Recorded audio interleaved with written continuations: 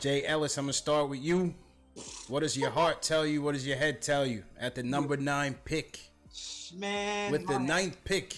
And let me get my Adam Silver voice on. With the 9th pick of the 2018 NBA draft, the New York Knicks select. That sounded kind of like David Stern a little bit too, though. I don't know, man. It was a little mix. You didn't sound smug enough. All right, so Jay Ellis, what does your heart tell you? Who do you want, and who do you predict? I feel like we're gonna end up getting McCall. Okay, so that's your prediction.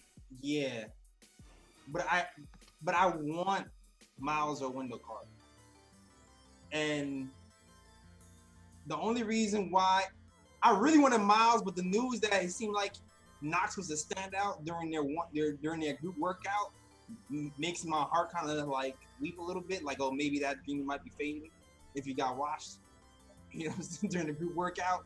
And I think there's a possibility when it'll fall to us if the Cavs don't pick him.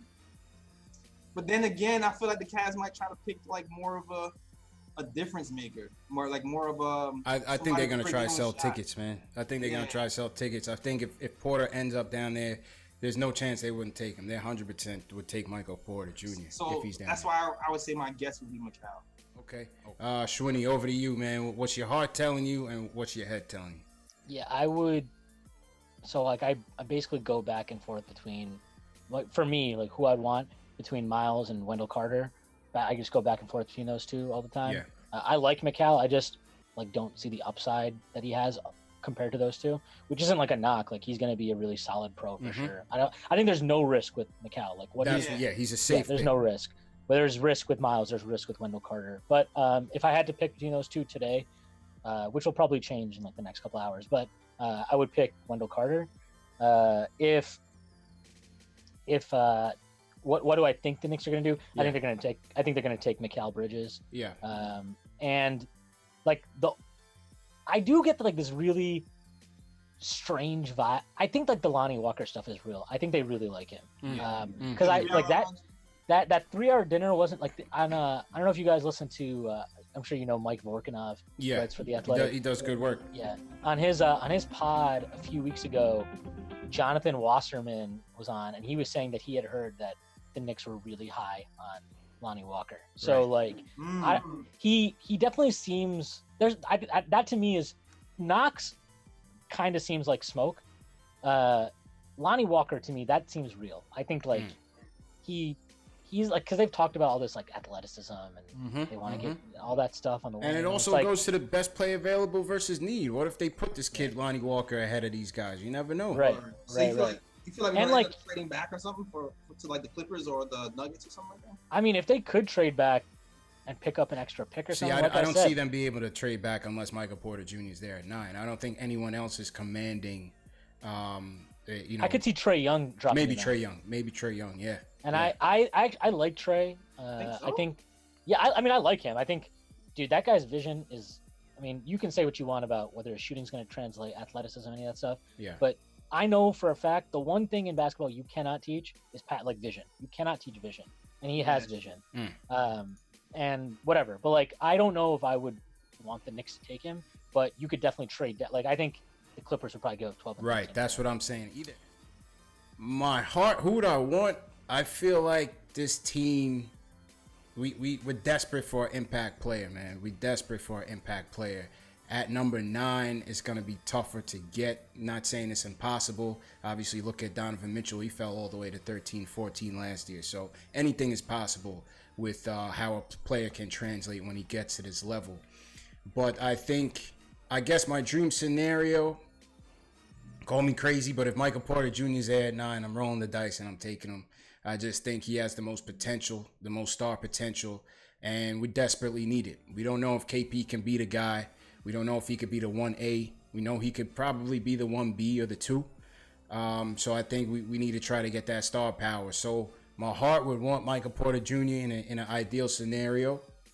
My head is just telling me, just stick with the safe pick. I think it's going to end up being Mikal Bridges.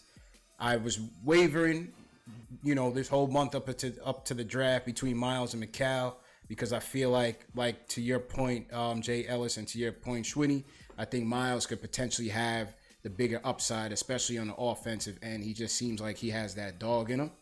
But listen, defense wins games, man. And if you put Frank, McCall, Bridges, and once a big man comes back and KP with that rim protection, filling the passing lanes with that length, getting that versatility, on the defensive end, being able to switch off on multiple positions. And he can shoot. And he can shoot. He can shoot the three ball. He can shoot the three ball. So, yes, it's a safe pick, but I think we got to play it that way, man. And you can't lose with defense. You can't lose with drafting that defender. So, my heart says MPJ, barring any miracle, or if we find a miracle, but my head says just go with McCall. We got somebody calling in from BK. Yo. Yo, what's up, my guys? I love what y'all doing with the show. I love it, man. Keep it up. Appreciate it, man. Who's this? Do 3 screens. Travis from New York. Travis from New York. What's good? I like both of the Bridges. Okay. I love both of.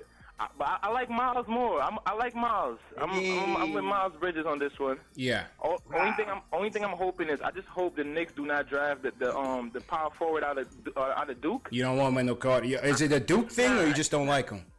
Not a Duke thing. I don't like it. I like with that pick. With the Knicks need a scorer, a wing player. I just don't like that pick. Honestly, I just don't like the pick. My thing is, though, he can score, though. That's the thing that I think people kind of overlook. Yeah. Because he was in Bagley's shadow. Yeah. He can score out the post. When Bagley went down, he was able to hold down the scoring load because his points per game moved up to 18. Yeah, like what I really like about Carter is, so there's this perception that he's not like a scorer or whatever. Yeah, the guy was an elite prospect. Like he was a really, really big prospect, and he sacrificed his scoring, and like he covered for Bagley sucks on defense, man. Talk about a guy that has no clue. Like Carter covered for him so hard on defense, and he sacrificed his scoring to like it makes sense because Bagley is. I mean, that guy is a ridiculous scorer. Yeah. So like it makes sense that Carter sacrificed for him, but like he did that and didn't complain, didn't bitch. Like that counts for something. If you're like talking about building, if you're talking about building like team culture, like those are the kind of guys you want in that context. And that's why I like McCall too, because he doesn't care if he's scoring 20. He's selfless, man. I like that. Yeah. I like that about the kid a lot. To me, that's the perfect compliment to KP as a big, damn near perfect. That's why I feel like we can't lose with this kid. With the Wendell Carter pick, if as far as a big man for the years to come, damn near perfect compliment to KP. But I do get like the we need a wing thing. I totally and like I even said it, like that's what we need more than anything on this team. I just think that like when you're, first of all, we suck, like we're a bad team. Yes. When you're not good, I think you just have to take the best talent that's there. And I think like I said, I'll probably go back on this in a couple hours, but right now I think Carter is the best talent. If he's there, I think he's like probably the best talent on the board. Question for you. Is this thing where he said he can't guard stretch fours? You think that's overblown, or is that like? Yeah, that was my next question. People get so caught up on this, right? Like, oh, we can't do this. But like, first of all, the second best defensive team in the league was Utah, and they play Gobert and Favors, and like neither of those guys is some like elite perimeter defender at all. True.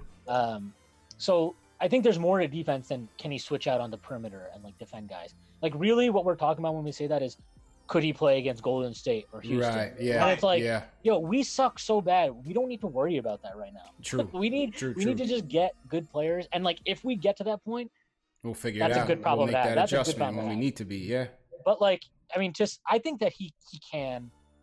I think he's like actually pretty decent laterally. He had a foot injury that he suffered halfway through the year that people don't talk about, that didn't get discussed, which I think held him back to an extent. And hold on one second. Go ahead, finish. Yeah. And like, if you just watch him on film, like a lot of the times his issues on the perimeter are more about like, I mean, he's a big man, right? Like it's hard for these guys when you keep telling them like, got to bend your knees, got to stay low, like that. It's technique, right? That's technique. And so like a lot of times if you watch him on the perimeter, he's like too upright or he's flat-footed. And I think he can improve on that. And like he can become a better, maybe not. He's never going to be like an elite athlete, but he can be a better athlete. Like all his measurements, if you compare them.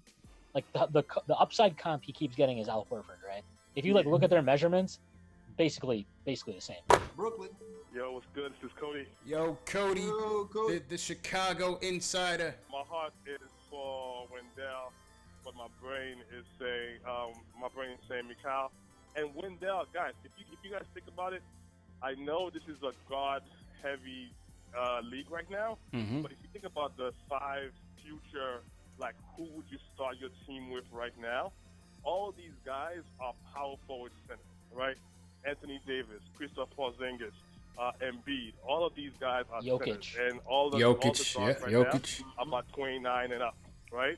So I think I'm not saying the age of the big man is ever gonna come back to the Ewing days, but you still need to have big man who's gonna be able to guard For sure. the Embiid, like the Tatum of the world, because those guys are monster guys. And so yes, I like Mikal, but I think Tatum is gonna eat Mikal. To be honest with you, I think Tatum will have his way with Mikal. Tatum's a beast. He's a I beast. Carter. I think we can do so much more with Wendell Carter Okay. than you can do with Mikal. Because Mikal, if he has a good coach, Brad Stevens, he will shut Mikal down in a playoff series. Like the fact that the guy cannot create for himself is not a good thing. I mean, I know he's a better version of maybe a Culver, but Yeah. how often do you trust Mikal in a game 6, game 7? No, but I mean, I think, some guys are just gonna have to fit a certain role, right? Everybody on the team is not gonna be a star. Everybody on the team is not gonna be a guy that just can create on his own. Some people are just gonna have their role, right? And there's certainly a role for a guy like Mikal Bridges that can, defend definitely threes, maybe some fours, defend depending on who he's matched up with, and knock down that open three. If that is what his ceiling ends up being. Right, but I can see the kid. Okay, so the kid from Kentucky. Vanderbilt. Vanderbilt, I believe. In the second round, that guy, he has a role, right? You take him in the second round because he has a specific role, right? But if it's a nice pick, I still think you're trying to figure out a difference maker. You're trying to go, I'm buying into the Knox. I'm buying into Kevin Knox now. I think if Wendell Carter is there, you take him. If Kevin Knox is there, I think you ask Fizdale, can you work with this kid? If Fizdale says yes, I think you take him before you take Mikal. So basically, you're saying like in the first round, take the guy that has the best ceiling, the highest ceiling available to you. Yeah, like you best, do. And then in the second round, you're more like, okay, now you fill a need. Now you find a role player. Okay, yeah, I generally agree with that. Yeah, I think that was a really great call. All right, we got one more call in. We'll get one more call in before we wrap up. Yo. Yo, this is Manny P from BK. Manny P, what's good, my dude? Who's your pick? What's your heart saying? What's your head telling you? What's your prediction? I got, to be honest, it's 3 guys. My unrealistic pick, because he's not dropping, is Mo Bamba. Okay. Bamba. My heart is saying, Lonnie Walker, but my mind is saying Mikal as well. Okay. So you want Bamba, but you think it's gonna end up being Mikal. You wouldn't mind Lonnie Walker, but you think it's gonna end up being Mikal.